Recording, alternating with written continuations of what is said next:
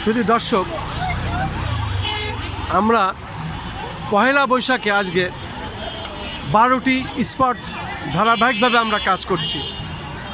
ঠিক তার ধারাবাহিকতায় আজকে আমরা রাজু ভাস্করের সামনে, এবং রাজু ভাস্করের সামনে আমরা পয়লা বৈশাখে এসে দেখতে পাচ্ছি ঢাকা বিশ্ববিদ্যালয় টিএসসি এলাকা, এবং এই এলাকায় ঢাকা বিশ্ববিদ্যালয়ের ছাত্রছাত্রীরা অসংখ্য আছেন। সেই সাথে দেশ এবং বিদেশের নারী পুরুষ শিশু সম্মিলিতভাবে এখানে আসছেন। রাজু ভাস্করের সামনে তারা কথা বলছেন, পয়লা বৈশাখ উপভোগ করছেন এবং পয়লা বৈশাখকে ধারণ করছেন। অনেকে তার পোশাক আশাকের ভিতরেই ফুটিয়ে তুলছেন বাঙালি জাতির হাজার বছরের এই কৃষ্টি কালচার সংস্কৃতিকে ধরে রাখছেন। তার ধারাবাহিকতায় আমরা এসেছি রাজু ভাস্করের সামনে।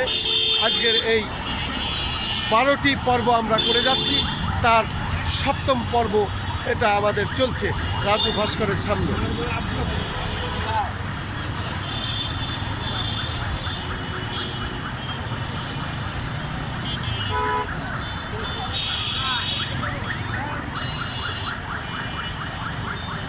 আমরা যে ধারাবাহিক 12টি পর্ব নিচ্ছি, আমরা এরপরে আবার কোন জায়গায় যাব?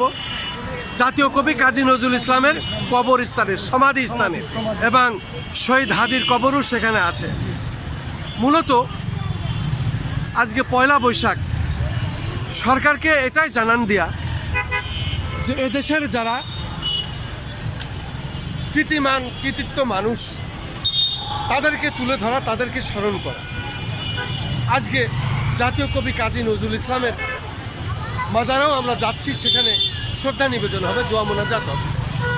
এই পয়লা বৈশাখ আমাদের পুরানো যত গ্লানি সব মুছে যাবে এবং নতুন আবার এই বাংলাদেশের স্বপ্ন আমরা বুকে ধারণ করব।